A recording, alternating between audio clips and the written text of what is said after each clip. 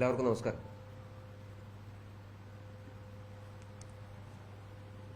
ശബരിമലയിലെ സ്വർണ്ണക്കൊള്ളയുടെ ഗൂഢാലോചനയുടെ ഉറവിടം AKG സെന്ററാണ് എന്ന് ബോധ്യപ്പെടുത്തുന്ന ധാരാളം തെളിവുകൾ ഒന്നിനു പുറകെ ഒന്നായി വരികയാണ്. ദേവസ്വം ബോർഡ് പ്രസിഡന്റായിരുന്ന N. വാസുവിൽ കേന്ദ്രീകരിച്ചുകൊണ്ട് ഇപ്പോൾ നടക്കുന്ന അന്വേഷണം, ഇതിൻ്റെ എല്ലാം പുറകിലുള്ള ബുദ്ധികേന്ദ്രം CPM നേതൃത്വവും AKG സെന്ററുമാണ് എന്ന് നമ്മളെ ബോധ്യപ്പെടുത്തുന്നതാണ്.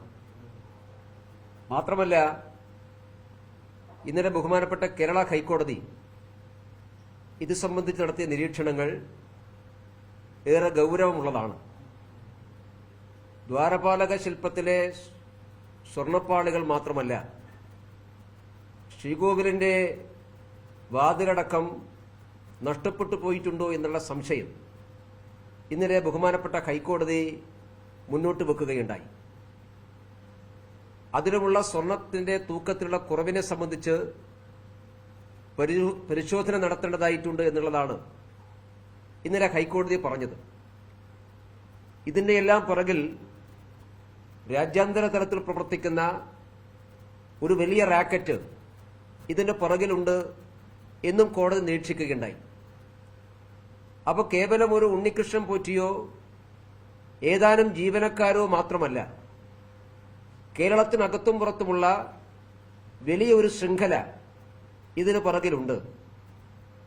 അത് ശബരിമലയിലെ സ്വർണമാകെ മറിച്ചു വിൽക്കാൻ വേണ്ടിയിട്ടുള്ള ഗൂഢാലോചനയാണ് നടന്നിട്ടുള്ളത്. അത്തരമൊരു വലിയ ഗൂഢാലോചന ദേവസ്വം ബോർഡിലെ ജീവനക്കാരോ ദേവസ്വം ബോർഡിന്റെ പ്രതിനിധികളോ മാത്രം വിചാരിച്ചാൽ നടക്കില്ല. അതുകൊണ്ടാണ് സർക്കാർ തലത്തിൽ അതിന്റെ എല്ലാം പുറകിൽ സഹായമുണ്ട് എന്ന് ആദ്യം മുതലേ ഞങ്ങൾ പറഞ്ഞിട്ടുള്ളത്. നേരത്തെ മുതലേ BJP മുമ്പോട്ട് വെച്ചിട്ടുള്ള ഈ ആരോപണം വസ്തുതാപരമായി ശരിയാണ് എന്നുള്ളതാണ് ഹൈക്കോടതി നിരീക്ഷണത്തിലൂടെയും ബോധ്യമാവുന്നത്. SITയുടെ അന്വേഷണത്തിലും പുറത്തുവരുന്ന വിവരങ്ങൾ നമ്മളെ ബോധ്യപ്പെടുന്നതാണ്. ഇപ്പൊ ഈ കേസിൽ SIT ദേവസ്വം ബോർഡ് പ്രസിഡന്റായിട്ടുള്ള N. വാസുവിനെ മൂന്നാം പ്രതിയാക്കിയിട്ടാണ് അവർ വെച്ചിട്ടുള്ളത്. അദ്ദേഹത്തെ ചോദ്യം ചെയ്തു എന്ന് പറയുന്നു. നേരത്തെ അറസ്റ്റ് ചെയ്യപ്പെട്ട ദേവസ്വം സെക്രട്ടറിയുടെ മൊഴിയിൽ ഇതിനെല്ലാം പുറകിൽ ദേവസ്വം ബോർഡിന്റെ അന്നത്തെ പ്രസിഡന്റായിട്ടുള്ള N. വാസുവാണുള്ളത് എന്ന് ദേവസ്വം സെക്രട്ടറി മൊഴി കൊടുത്തിട്ടുണ്ട് എന്നാണ് SIT പറയുന്നത്. N. വാസു വെറും N. വാസുവല്ല, അദ്ദേഹം സഖാവ് N. വാസുവാണ്. അദ്ദേഹം ദേവസ്വം ബോർഡ് പ്രസിഡന്റായത് മുഖ്യമന്ത്രിയുടെ ഓഫീസിന്റെ പ്രത്യേക താൽപര്യപ്രകാരമാണ് എന്ന് എല്ലാവർക്കും ബോധ്യമുള്ള കാര്യമാണ്. ഇപ്പോൾ അറസ്റ്റ് ചെയ്യപ്പെട്ടിട്ടുള്ള ഈ സെക്രട്ടറി നേരത്തെ അദ്ദേഹത്തിന്റെ സെക്രട്ടറിയുമായിരുന്നു. N. വാസു ദീർഘകാലം ദേവസ്വം കമ്മീഷണറായിരുന്നു. അപ്പൊ ദേവസ്വം കമ്മീഷണറായും ദേവസ്വം ബോർഡ് മെമ്പറായും ദേവസ്വം ബോർഡ് പ്രസിഡന്റായും ശബരിമല കേന്ദ്രീകരിച്ചുകൊണ്ട് ഈ N. വാസു പ്രവർത്തിച്ച കാലഘട്ടത്തിൽ അദ്ദേഹത്തിന്റെ സന്തത സഹചാരിയായിരുന്ന വ്യക്തിയാണ് ഇപ്പോ SIT അറസ്റ്റ് ചെയ്തിട്ടുള്ളത്.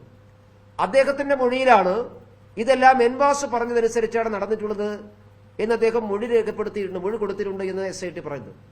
അങ്ങനെയാണെങ്കിൽ എന്തുകൊണ്ടാണ് N. വാസുവിനെ അറസ്റ്റ് ചെയ്യാത്തത്? ഈ മൊഴി മാത്രം മതിയല്ലോ അറസ്റ്റ് ചെയ്യാൻ. N. വാസുവിനെ അറസ്റ്റ് ചെയ്യാൻ SITക്കുമുള്ള തടസ്സം എന്താണ്? N. വാസുവിന്റെ അറസ്റ്റ് രേഖപ്പെടുത്തിയാൽ അന്വേഷണം AKG സെന്ററിലേക്ക് പോകേണ്ടി വരും എന്നുള്ളത് കൊണ്ടാണ് തൽക്കാലത്തേക്ക് ആളുകളുടെ കണ്ണിൽ പൊടിയിടാൻ വേണ്ടി 2 മണിക്കൂർ ചോദ്യം ചെയ്ത് വാസുവിനെ വിട്ടയച്ചത്. അതുകൊണ്ട് ഇത് വലിയ വലിയ ആളുകളെ രക്ഷപ്പെടുത്താൻ വേണ്ടി ഇതിന്റെ പുറകിലുള്ള യഥാർത്ഥ ഗൂഢാലോചനക്കാരെ രക്ഷപ്പെടുത്താൻ വേണ്ടിയിട്ടുള്ള ശ്രമത്തിന്റെ ഭാഗമാണ് ഇപ്പോൾ N. വാസുവിനെ ചടങ്ങിന് ചോദ്യം ചെയ്ത് വിട്ടയച്ചിട്ടുള്ളത്, അദ്ദേഹത്തിന്റെ അറസ്റ്റ് രേഖപ്പെടുത്തുന്നത്. ഇത് ഞങ്ങൾ നേരത്തെ സംശയം പ്രകടിപ്പിച്ചിട്ടുള്ളതാണ്.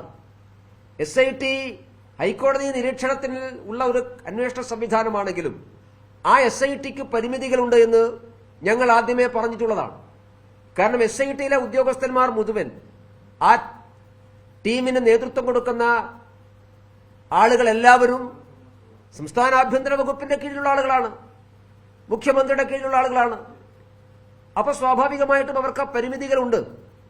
ആ പരിമിതികൾ ഉള്ളതുകൊണ്ടാണ് ഈ കേസ് അന്വേഷണം CBIക്ക് വരണമെന്ന് ഞങ്ങൾ പറഞ്ഞത്. ഇന്നലെ ഹൈക്കോടതി നിരീക്ഷണത്തോടുകൂടി ഇത് അന്തർ സംസ്ഥാന തലത്തിലുള്ള വലിയ റാക്കറ്റ് ഇതിന് പുറകിലുണ്ട് എന്ന നിരീക്ഷണത്തോടുകൂടി ഒരു CBI അന്വേഷണത്തിന്റെ ആവശ്യകത ഒന്നുകൂടി വർദ്ധിച്ചിരിക്കുകയാണ്. അതുകൊണ്ട് ആവശ്യം ഞങ്ങൾ ആവർത്തിക്കുകയാണ്. വസ്തുതകളും സത്യാവസ്ഥയും പുറത്തു വരണം. AKG സെന്റർ കേന്ദ്രീകരിച്ചുകൊണ്ട് നടന്നിട്ടുള്ള ഒരു ഗൂഢാലോചന ഇതിന് പുറകിലുണ്ട് എന്ന് ന്യായമായും സംശയിക്കേണ്ടിയിരിക്കുന്നു. ആ ഗൂഢാലോചന പുറത്തു വരണമെന്ന് ഭാരതീയ ജനതാ പാർട്ടി ആഗ്രഹിക്കുന്നു. അതിനാവശ്യമായുള്ള അന്വേഷണമാണ് ഉണ്ടാവേണ്ടത്.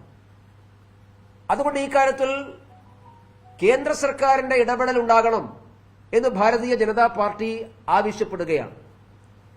ശബരിമല അത് കേരളത്തിലാണെങ്കിലും ഇന്ത്യയിലാകെയുള്ള തീർത്ഥാടകന്മാർ വരുന്ന, ലോകത്തെമ്പാടുമുള്ള അയ്യപ്പ ഭക്തന്മാർ വരുന്ന ഒരു കേന്ദ്രമാണ്. അതുകൊണ്ട് ശബരിമലയെ സംബന്ധിച്ചിടത്തോളം ശബരിമല നടക്കുന്ന ഓരോ ചടങ്ങും ഓരോ ചലനവും ദേശീയ ശ്രദ്ധയെ ആകർഷിക്കുന്നതാണ്. ആ ക്ഷേത്രത്തെ തകർക്കാൻ അന്തർദേശീയ തലത്തിലൊരു ഗൂഢാലോചനയുണ്ട് എന്ന് നേരത്തെ വ്യക്തമാക്കിയിട്ടുള്ളതാണ്. ആ ഗൂഢാലോചനയുടെ ഒരു കണ്ണി മാത്രമാണ് കേരളത്തിലെ സർക്കാരും ആ സർക്കാരിന് നേതൃത്വം കൊടുക്കുന്ന CPM. ശബരിമല ക്ഷേത്രത്തെ തകർക്കാൻ ആഗോള തലത്തിൽ നടക്കുന്ന ഈ വലിയ ഗൂഢാലോചനയുടെ കണ്ണികളായി മാറുകയാണ് കേരളത്തിലെ ഗവൺമെന്റും കേരളത്തിലെ CPM. അതുകൊണ്ട് ഇതെല്ലാം പുറത്തു വരേണ്ടതായിട്ടുണ്ട്. ശബരിമല സംരക്ഷിക്കപ്പെടേണ്ട ആവശ്യകത അത് കേന്ദ്ര സർക്കാർ ആ കാര്യത്തിൽ ഇടപെടണം എന്ന് BJP ആവശ്യപ്പെടുകയാണ്. അതുകൊണ്ട് ഈ കാര്യത്തിൽ ശബരിമല വിഷയത്തിൽ പ്രധാനമന്ത്രിയുടെ ഇടപെടൽ ആവശ്യപ്പെട്ടുകൊണ്ട് പ്രധാനമന്ത്രിക്ക് ഭീമഹർജി സമർപ്പിക്കാൻ വേണ്ടി ഭാരതീയ ജനതാ പാർട്ടി തീരുമാനിച്ചിട്ടുണ്ട്. 1 കോടി അയ്യപ്പ ഭക്തന്മാരുടെ ഒപ്പുകൾ സമാഹരിച്ച് പ്രധാനമന്ത്രിക്ക് സമർപ്പിക്കാനാണ് ഇപ്പൊ പാർട്ടി ആലോചിച്ചിട്ടുള്ളത്. അത് പ്രധാനമന്ത്രി ഈ വിഷയത്തിൽ ഇടപെടണം എന്നാവശ്യപ്പെട്ടുകൊണ്ടാണ് ഞങ്ങൾ അദ്ദേഹത്തിന് ഭീമഹർജി സമർപ്പിക്കുന്നത്. ലോകത്തെമ്പാടുമുള്ള കോടിക്കണക്കിന് അയ്യപ്പ വിശ്വാസികളുടെ വികാരം അത് വ്രണപ്പെട്ടിട്ടുണ്ട്. അവർ ദുഃഖിതരാണ്. ആ വിഷയത്തിൽ അവർക്ക് ന്യായമായിട്ടുള്ള പരിഹാരമുണ്ടാവണം. ശബരിമല ക്ഷേത്രം സംരക്ഷിക്കപ്പെടണം. ആ ക്ഷേത്രം കൊള്ളയടിക്കാൻ വേണ്ടി പരിശ്രമിച്ചിട്ടുള്ള ശക്തികളെ നിയമത്തിന് മുമ്പിൽ കൊണ്ടുവരണം. ഭാവിയിലും ശബരിമല ക്ഷേത്രം സംരക്ഷിക്കാൻ ആവശ്യമായ ഒരു പദ്ധതി ആവിഷ്കരിക്കപ്പെടേണ്ടതായിട്ടുണ്ട്. അതുകൊണ്ടാണ് ഈ കാര്യത്തിൽ പ്രധാനമന്ത്രിയുടെ കേന്ദ്ര സർക്കാരിന്റെയും ഒരു ഇടപെടൽ ഉണ്ടാകണം എന്ന് ഭാരതീയ ജനതാ പാർട്ടി ആവശ്യപ്പെടുന്നത്. ഈ ആവശ്യം ഉന്നയിച്ചുകൊണ്ടുള്ള ഒപ്പുശേഖരണം നവംബർ മാസം 10-ാം തീയതി മുതൽ ഞങ്ങൾ ആരംഭിക്കും. എല്ലാ വീടുകളിലും പാർട്ടി പ്രവർത്തകന്മാർ സന്ദർശിക്കും. രാഷ്ട്രീയ ഭേദമന്യേ അയ്യപ്പ വിശ്വാസികളായിട്ടുള്ള എല്ലാവരുടെയും CPM എന്നോ കോൺഗ്രസ് എന്നോ വ്യത്യാസമില്ലാതെ അയ്യപ്പ വിശ്വാസികളായ മലക്ക് പോകുന്ന എല്ലാവരെയും ഞങ്ങൾ കാണും. പ്രത്യേകിച്ചും തീർത്ഥാടന കാലം ആരംഭിക്കുകയാണ്. ഈ തീർത്ഥാടന കാലഘട്ടത്തിൽ എല്ലാ അയ്യപ്പ ഭക്തന്മാരെയും അയ്യപ്പ വിശ്വാസികളെയും സമീപിച്ച് അവരുടെ ഒപ്പുകൾ സമാഹരിച്ച് ഒരു ഭീമഹർജിയായി പ്രധാനമന്ത്രിക്ക് സമർപ്പിക്കണമെന്നാണ് ഇപ്പൊ ഭാരതീയ ജനതാ പാർട്ടി ആലോചിച്ചിട്ടുള്ളത്. അതിന്റെ ഭാഗമായി കേരളത്തിലെ 25ഓളം കേന്ദ്രങ്ങളിൽ അയ്യപ്പ ശബരിമല സംരക്ഷണ സംഗമം സംഘടിപ്പിക്കാനും വേണ്ടി തീരുമാനിച്ചിട്ടുണ്ട്. നവംബർ മാസം 10-ാം തീയതിക്കും 15-ാം തീയതിക്കും ഇടയിലുള്ള കാലയളവിൽ ഈ ശബരിമല സംരക്ഷണ സംഗമം തെരഞ്ഞെടുക്കപ്പെട്ട 25 കേന്ദ്രങ്ങളിൽ ആയിരക്കണക്കിന് അയ്യപ്പ വിശ്വാസികൾ പങ്കെടുക്കുന്ന വലിയ സംഗമമാണ് പാർട്ടി ആലോചിച്ചിട്ടുള്ളത്. അത് നവംബർ 10-നും 15-നും ഇടയിൽ ഈ ശബരിമല സംരക്ഷണ സംഗമം സംഘടിപ്പിക്കാനും വേണ്ടി പാർട്ടി ആലോചിച്ചിട്ടുണ്ട്. അതിനുശേഷം വിപുലമായിട്ടുള്ള ഗൃഹസമ്പർക്കം പൂർത്തിയാക്കി 20-ാം തീയതിയോടുകൂടി 1 കോടി ഒപ്പുകൾ സമാഹരിക്കാൻ സാധിക്കും എന്നുള്ളതാണ് ഞങ്ങൾ ആലോചിച്ചിട്ടുള്ളത്. അതിനുശേഷം ആ നിവേദനം ബഹുമാനപ്പെട്ട പ്രധാനമന്ത്രിക്ക് സമർപ്പിക്കണം എന്നുമാണ് നിശ്ചയിച്ചിട്ടുള്ളത്.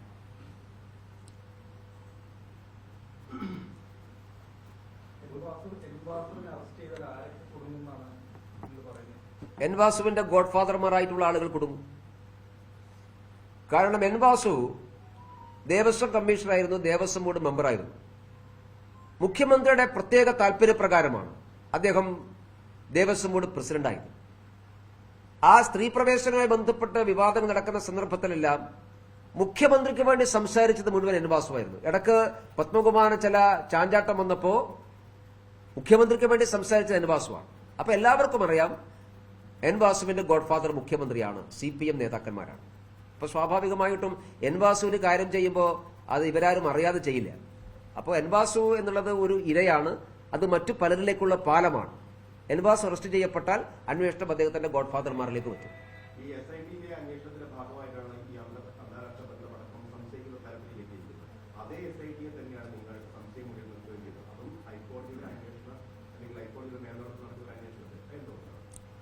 ഞാൻ NCITയെ സംശയം മുന്നിൽ നിർത്തിയിട്ടില്ല.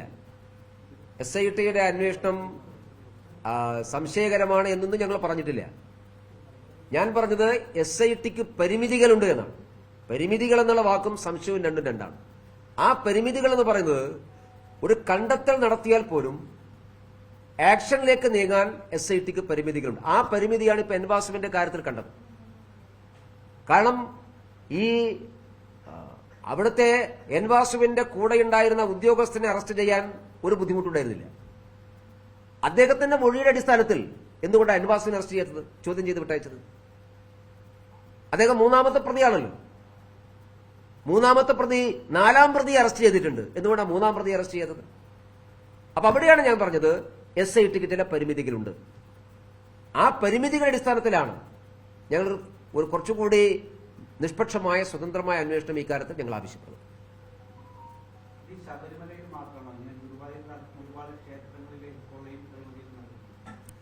തീർച്ചയായിട്ടും കേരളത്തിൽ ഹിന്ദു ക്ഷേത്രങ്ങൾ കേന്ദ്രീകരിച്ചുകൊണ്ട് വലിയ കൊള്ളയാണ് ദേവസ്വം ബോർഡുകളുടെ നേതൃത്വത്തിൽ നടക്കുന്നത്. ദേവസ്വം ബോർഡ് എന്ന് പറയുന്നത് ഒരു കൊള്ളസംഘമായിട്ട് കേരളത്തിൽ മാറിയിട്ടുണ്ട്. എല്ലാ ദേവസ്വം ബോർഡുകൾക്ക് കീഴിൽ, അത് തിരുവിതാംകൂർ ദേവസ്വം ബോർഡായാലും കൊച്ചി ദേവസ്വം ബോർഡായാലും മലബാർ ദേവസ്വം ബോർഡായാലും ഈ ദേവസ്വം ബോർഡുകൾക്ക് കീഴടക്കുന്ന വലിയ അഴിമതികൾ, ക്ഷേത്രത്തിന്റെ സ്വത്തുക്കളെല്ലാം അടിച്ചോണ്ടു പോവുകയാണ്. അതിപ്പോ എത്രയോ വാർത്തകൾ ഓരോ ദിവസവും പുറത്തു വരികയാണ്. എന്തുകൊണ്ടാണ് ഹിന്ദു ക്ഷേത്രങ്ങൾ ഇങ്ങനെ ഈ കൊള്ളയടിക്കാനുള്ള കേന്ദ്രങ്ങളായി മാറുന്നത്? അതുകൊണ്ടാണ് ഞങ്ങൾ നേരത്തെ പറഞ്ഞത് ഈ ദേവസ്വം ബോർഡ് പിരിച്ചുവിടണം. ക്ഷേത്രത്തിന്റെ ഭരണം ഭക്തന്മാരെയാണ് ഏൽപ്പിക്കേണ്ടത്. പുതിയ നിയമനിർമ്മാണം ആവശ്യമാണ് ആ കാര്യത്തിൽ. ദേവസ്വം എന്നുള്ളത് സംസ്ഥാന വിഷയമായതുകൊണ്ട് നിയമനിർമ്മാണം കേരളത്തിനകത്താണ് നടത്തേണ്ടത് എന്നുള്ള പരിമിതിയുണ്ട്. പക്ഷേ പുതിയ നിയമനിർമ്മാണം ഉണ്ടാവണം. ക്ഷേത്രഭരണം വിശ്വാസികൾക്ക് കൈമാറണം.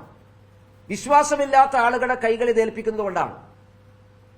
ഇപ്പോ ദേവസ്വം ബോർഡ് മന്ത്രിക്കോ ദേവസ്വം ബോർഡ് മെമ്പർമാർക്കോ വിശ്വാസമില്ലല്ലോ. ശബരിമല ക്ഷേത്രം തുറക്കുന്ന സമയത്ത് ദേവസ്വം ബോർഡ് മെമ്പർ ആ ശ്രീകോവിൽ കൈകെട്ടി നിൽക്കുകയാണല്ലോ. ഒന്ന് തൊടാനുള്ള മര്യാദ പോലും ഈ ദേവസ്വം ബോർഡ് മെമ്പർമാർ കാണിക്കുന്നില്ലല്ലോ. ഇപ്പോഴത്തെ ദേവസ്വം ബോർഡ് അദ്ദേഹം നേരത്തെ വിശ്വാസിയായിരുന്നു. അദ്ദേഹം CPMലെത്തിയേക്കും അദ്ദേഹത്തെ വിശ്വാസം അദ്ദേഹം മുദ്രാവാക്യം വിളിക്കുകയാണ് ചെയ്തിട്ടുള്ളത്. ദേവസ്വം വകുപ്പ് മന്ത്രി രാഷ്ട്രപതിയുടെ കൂടെ ശബരിമല സന്ദർശനത്തിനെത്തിയപ്പോ രാഷ്ട്രപതി ആ ക്ഷേത്രത്തിന്റെ ശ്രീകോവിൽ മുമ്പിൽ തൊഴുന്ന് നമ്മൾ കണ്ടിട്ടുണ്ട്. ദേവസ്വം ബോർഡ് മന്ത്രി തൊഴാനുള്ള മര്യാദ പോലും കാണിച്ചില്ലല്ലോ. പിന്നെ എന്തിനാണ് അദ്ദേഹം പോയത്? തൊഴാൻ താല്പര്യമുള്ള വേറെ ഏതെങ്കിലും മന്ത്രിയെ എസ്കോർട്ടായിട്ട് വിട്ടാ പോരായിരുന്നു. ഇതൊക്കെ വിശ്വാസികളെ അപമാനിക്കുന്നതിന് തുല്യമല്ലേ? ഈ അവിശ്വാസികളായിട്ടുള്ള ആളുകൾ അവരാണ് ഇതെല്ലാം ഭരിക്കുന്നത്. അതുകൊണ്ട് അവർക്ക് ശബരിമലയിലായാലും ഏത് ക്ഷേത്രത്തിലെയും സ്വത്ത് എന്ന് പറയുന്നത് കേവലം പണത്തിന്റെ തൂക്കം മാത്രമേ ഉള്ളൂ. ഭക്തർ കാണിക്കയായി കൊടുക്കുന്ന വസ്തുക്കൾ അവർക്ക് വെറും പണത്തിന്റെ മൂല്യം മാത്രമേ ഉള്ളൂ. അതുകൊണ്ടാണ് മോഷ്ടിക്കാൻ ചെയ്യാത്തത്. അതുകൊണ്ട് ദേവസ്വം ബോർഡുകൾ പിരിച്ചുവിടണം. കേരളത്തിലെ എല്ലാ ദേവസ്വം ബോർഡുകളും പിരിച്ചുവിടണം. അത് BJP ആവശ്യപ്പെടുകയാണ്. പുതിയ നിയമനിർമ്മാണത്തിന്റെ അടിസ്ഥാനത്തിൽ ക്ഷേത്രങ്ങളുടെ ഭരണം വിശ്വാസികൾക്ക് ഏൽപ്പിക്കാൻ ആവശ്യമായ സംവിധാനം കേരളത്തിൽ ഉണ്ടാകണമെന്നാണ് പാർട്ടി ആഗ്രഹിക്കുന്നതും ആവശ്യപ്പെടുന്നത്.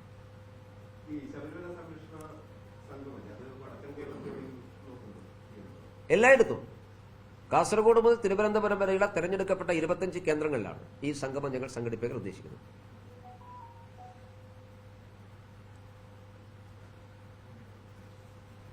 ഓക്കെ, അപ്പോ സന്തോഷം.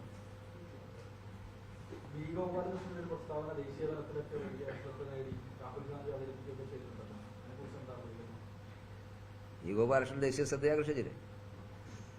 നാഷണൽ മീഡിയ ഒക്കെ വന്നില്ലേ? അതിന് കടപ്പുറം എന്താ വേണ്ടത്? രാഹുൽ ഗാന്ധിക്ക് ഗോപാലകൃഷ്ണൻ ചായ വെച്ചു കൊടുക്കേണ്ടതാണ് ശരിക്കും. രാജ്യത്തിന്റെ പ്രതിപക്ഷ നേതാവിന് കോട്ട് ചെയ്യാൻ വേറെ ഒന്നുമില്ല എന്ന് നിങ്ങൾക്ക് ബോധ്യമായല്ലോ. ബി ഗോപാലകൃഷ്ണൻ ഏത് കോൺടെസ്റ്റിലാണ്, കേരളത്തിലാണല്ലോ അദ്ദേഹം സംസാരിച്ചത്, ഏത് കോൺടെസ്റ്റിലാണ് സംസാരിച്ചത് എന്ന് അറിയാം, എല്ലാവർക്കും അറിയാലോ. അപ്പൊ രാഹുൽ ഗാന്ധിയെ പോലെയുള്ള രാജ്യത്തിലെ പ്രതിപക്ഷ നേതാവിനെ മറ്റൊന്നും കോട്ട് ചെയ്യാനുള്ള എന്ന് നിങ്ങൾക്ക് ബോധ്യമായല്ലോ. ഹരിയാന മുഖ്യമന്ത്രി നടത്തിയ ഞങ്ങൾക്ക് ജയിക്കാൻ അറിയാമോ? പിന്നെ ജയിക്കാൻ അറിയാം, തോക്കാനാണ് ഞങ്ങൾ മത്സരിക്കുന്നതിന്? ഞങ്ങൾ ജയിക്കാൻ അറിയുന്നില്ല, ഞങ്ങൾക്ക് ജയിക്കാൻ, കേരളത്തിൽ ജയിക്കാൻ അറിയാലോ. ഞങ്ങൾക്ക് ജയിക്കാൻ വേണ്ടിയില്ല മത്സരിക്കുന്നത്. ജയിക്കാൻ സംവിധാനം പാർട്ടിക്കുണ്ടല്ലോ. ജയിക്കാൻ സംവിധാനം പാർട്ടി മെഷീനറി അല്ലേ, ഞങ്ങൾ അത് ഉപയോഗിച്ചല്ലേ ജയിക്കുന്നത്.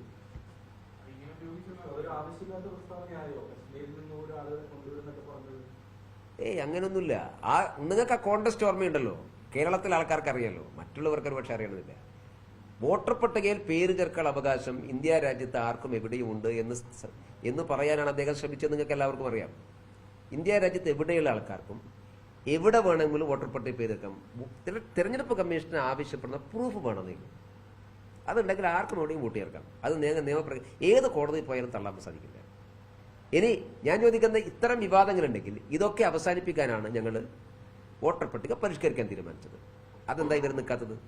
എന്തിനാ അതിന് നിൽക്കുന്നത്? ഈ പ്രശ്നങ്ങളൊന്നും ഉണ്ടാവില്ലല്ലോ. കോൺഗ്രസ് ഈ സമയത്ത് വളരെ സജീവമായി ഈ പ്രവർത്തനത്തിൽ ഇടപെട്ട് ഇറങ്ങി വോട്ടർ പട്ടിക ശുദ്ധീകരണ പ്രക്രിയയിൽ സജീവമായി പങ്കെടുക്കുകയല്ലേ വേണ്ടത്. ഇനി ഇപ്പോഴൊന്നും ചെയ്യാതെ മാറി നിന്നിട്ട് നാളെ തെരഞ്ഞെടുപ്പ് വന്നിട്ട് കുറ്റം പറഞ്ഞിരുന്ന കാര്യം. അതുകൊണ്ട് പ്രവർത്തിക്കേണ്ട സമയത്ത് പ്രവർത്തിക്കണം. ആകെയുള്ള പ്രശ്നം നിർണായക സന്ദർഭത്തിലെല്ലാം രാഹുൽ ഗാന്ധി ഇന്ത്യയിലില്ലാത്തത് കൊണ്ട് ഇന്ത്യ രാജ്യത്ത് എന്താ നടക്കുന്നത് അദ്ദേഹത്തിന് അറിയില്ല. അതാണ് അദ്ദേഹത്തിന്റെ പ്രശ്നം. അതുകൊണ്ട് കോൺഗ്രസ് നേതൃത്വം രാഹുൽ ഗാന്ധിയോട് പറയേണ്ടത് ഇത്തരം പ്രധാനപ്പെട്ട സന്ദർഭങ്ങളിൽ അദ്ദേഹത്തിന്റെ സാന്നിധ്യം ഇന്ത്യയിൽ ഉണ്ടാവണം. അപ്പൊ കുറച്ചുകൂടി കാര്യങ്ങൾ അദ്ദേഹത്തിന് ബോധ്യമാവും.